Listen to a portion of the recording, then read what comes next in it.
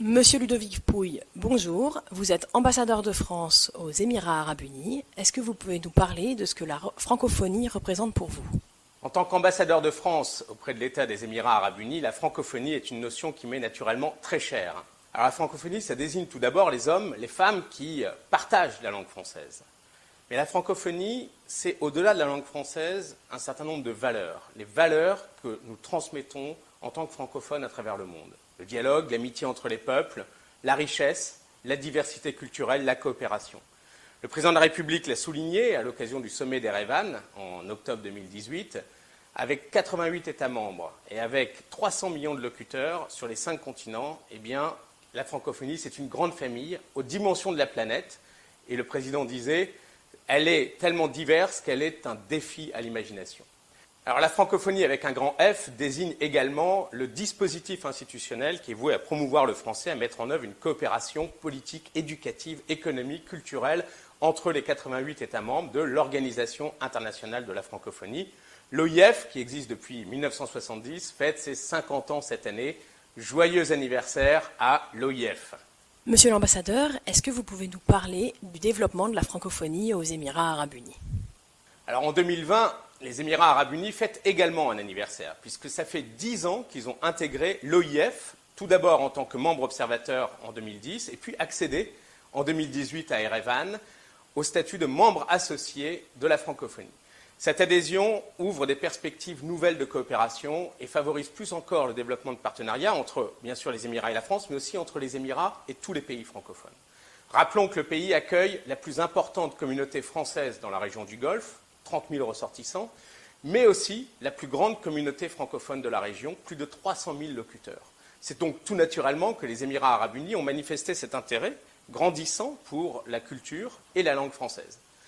Je ne peux pas m'empêcher ici de citer 2 icônes de la francophonie aux Émirats, que sont la Sorbonne Abu Dhabi, qui est une université d'excellence, et le Louvre Abu Dhabi, qui a accueilli plus de 2 millions de visiteurs depuis son ouverture en novembre 2017, et qui est évidemment un symbole de la coopération entre la France et les Émirats arabes unis, mais également un symbole de la francophonie. En effet, je rappelle que toutes les expositions se déploient en 3 langues, l'anglais, l'arabe et le français, et le fait que chaque jour, le musée accueille des milliers d'écoliers venant de tous les Émirats, ainsi que des visiteurs venant du monde entier, en fait un des meilleurs vecteurs de la culture et de la langue française, d'autant qu'il est le seul musée universel de la région et fait ainsi écho aux valeurs de la francophonie. Alors, l'apprentissage de la langue française est en pleine croissance aux Émirats, comme en témoigne la décision de réintroduire l'enseignement du français dans les écoles publiques émiriennes, qui a fait l'objet d'un accord bilatéral signé en juillet 2018 entre le ministère fédéral émirien de l'Éducation et l'ambassade de France. Alors, cette décision majeure et stratégique témoigne bien sûr de l'engagement du pays en faveur de la langue française, qui est une véritable valeur ajoutée pour les Émirats arabes unis. Cela a commencé dans une trentaine d'écoles publiques auprès de 7000 apprenants, mais il faut rappeler que le français est aussi enseigné dans les écoles privées auprès de 60 000 apprenants répartis sur l'ensemble du territoire des Émirats arabes unis. Alors les universités représentent aussi un lieu important de l'apprentissage du français. De plus en plus d'étudiants choisissent de suivre un apprentissage de la langue française dans différentes universités du pays. Bien sûr, j'ai cité la Sorbonne, mais il y a aussi l'Université fédérale d'Al Ain, l'Université de Sharjah et d'autres universités. Et donc nous avons au total plusieurs centaines d'étudiants émiriens et étrangers aux Émirats qui apprennent le français. Dans le dispositif d'apprentissage du français, je ne peux pas ne pas citer les alliances françaises d'Abu Dhabi, de Dubaï, d'Al Ain et d'Ajman, qui donnent évidemment à des enfants et des adultes aux Émirats des cours de français, mais aussi naturellement le réseau d'établissements scolaires français homologués aux Émirats, 7 établissements qui accueillent aujourd'hui 10 000 élèves et qui sont ce réseau est un des fleurons au niveau mondial puisque c'est le 6e réseau d'enseignement français à l'étranger à l'échelle de la planète.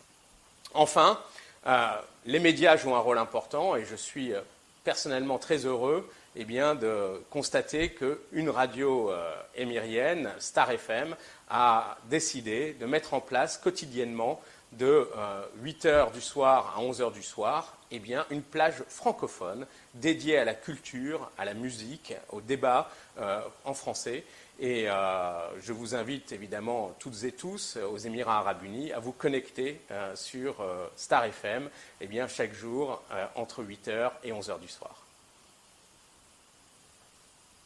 Permettez-moi de conclure par un mot sur l'exposition universelle qui va se tenir à Dubaï entre octobre 2020 et avril 2021. La France a une longue tradition d'exposition universelle. Le siège du Bureau international des expositions est à Paris et le français est la langue officielle du Bureau international des expositions. Alors, moi, ce que je souhaite, évidemment, c'est que cette exposition universelle puisse être une tribune pour la langue française. Et je sais pouvoir compter sur nos partenaires émiriens, sur nos partenaires francophones, pour que la langue française puisse briller pendant les 6 mois de cette exposition universelle. Je vous donne donc rendez-vous à Dubaï à partir d'octobre 2020 pour, ensemble, collectivement, faire rayonner la langue française.